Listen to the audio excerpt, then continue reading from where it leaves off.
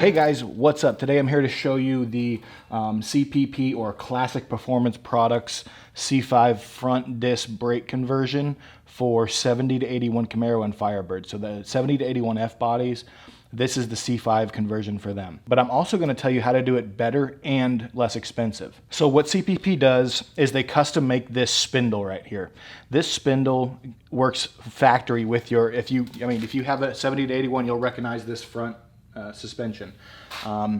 It works directly with that same offset, same everything. You have your bracket out here for your front steering linkage, everything. But the cool thing is it has this design that allows you to put C5 or C7 Corvette hubs in here. The problem is a lot of people on the forums were talking about how cheap the hubs were and some of the other components.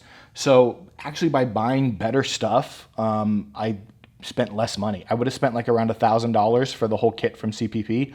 I think I spent $750 or $800 doing it this way, and I ended up with better components. So let me show you what I had to buy. First was this spindle. Seems like a quality piece, and also I don't think you're going to find this anywhere else. Nobody else makes a custom spindle like this, I don't think. Then I had to buy my brake rotors. These things are beefy. I bought brake calipers. I'm going to paint these as well. So today when I install this, I'm just kind of mock things up because this is still going to come back off and I'm going to paint it. I just want to make this video for reference for you guys.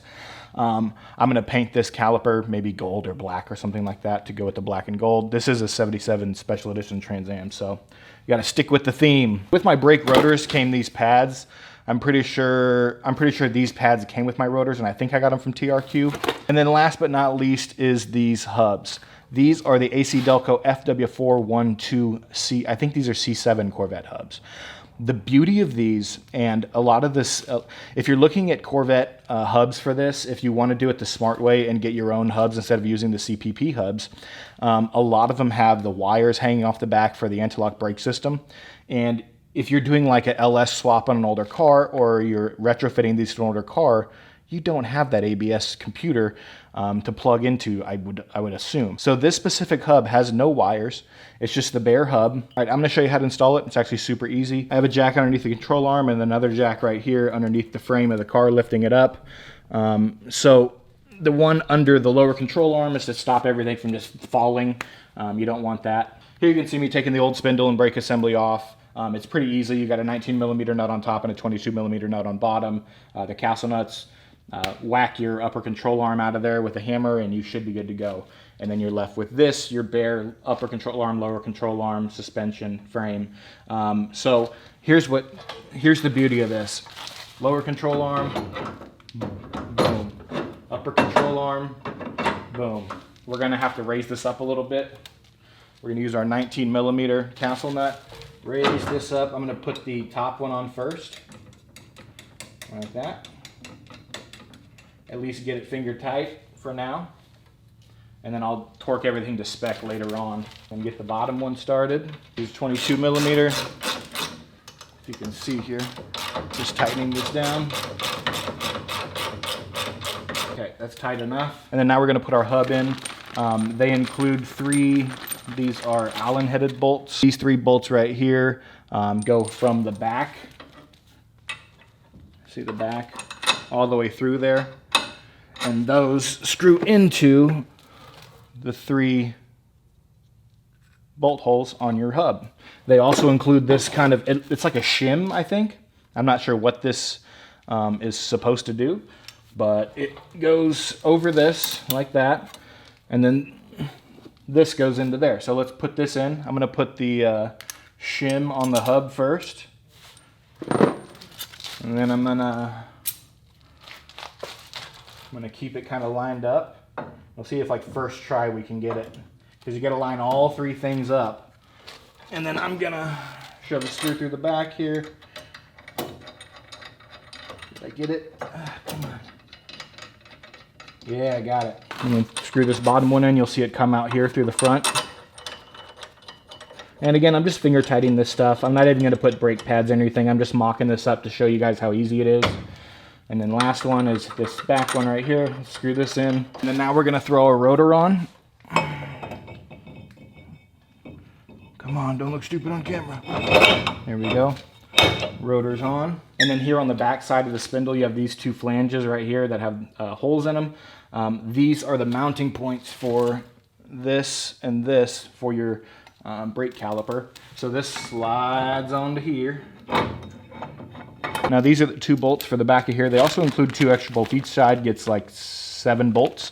I don't know what these other 2 bolts are for in here. I'm not sure. They're a little shorter. I'm not sure exactly what they're for. Get this screwed in like that. It's a 21mm socket. So with a 19, a 21, and a 22, I think you can do pretty much every bolt on this job. All right, we're getting that tight on there. Now we do the bottom one. Get that kind of tight-ish on there. Again, I'm just mocking this up for you. And there you go. You need your lug nuts, put your lug nuts on here, and that's a job done. You got to hook up your front steering linkage, and then you got to work your brake lines. You could probably use the factory brake lines and just retrofit them onto here. Another thing with this is you need 17-inch wheels. So I think these are year 1 or OER, I don't remember. Oh, they're the OER snowflakes. And it definitely fits. It rubs when it's, I don't have lug nuts on, but when it's flat, it does not rub. So the OER ones, and I'm assuming the year 1 17-inch snowflakes are the same. They'll fit that setup as well. You can see that big old brake in there. It looks really cool, right? But yeah, I wanted to do a video on this because I didn't see a lot of information out there for the 70 to 81 Camaros and Trans Ams, Firebirds. Also, there's a lot of stuff on the forums about swapping out the hubs for better hubs. There's actually a guy on YouTube with a Chevelle, I think, warning about the hubs. The hubs had come loose on the factory CPP, or the ones they include in the kit hubs. So with these AC Delco FW4112 hubs, it should be a lot safer for sure. And again, I'll link everything down below. The hubs I got on Amazon. I don't remember, I have to look and see where I got everything else at. Yeah, the whole CPP kit by itself is like $1,000, but just the spindle by itself, which is the main proprietary piece you need, is like $400 or something like that. So as long as you're under $500 or $600 for the rest of your parts, then you've saved money and you probably have better parts. I don't know for a fact that the CPP stuff is bad, but I hear all the time in the forums and that one video online of the guy talking about how bad the included hubs were with the CPP kit. So for your safety, spend just a few more minutes online and buy your separate hubs, rotors, pads, calipers, etc., stuff like that. It's probably safer, I would assume. It's safer and it's less expensive and probably better quality. Anyways, guys, that's the end of the video. Thanks for watching. Have a great day. Bye.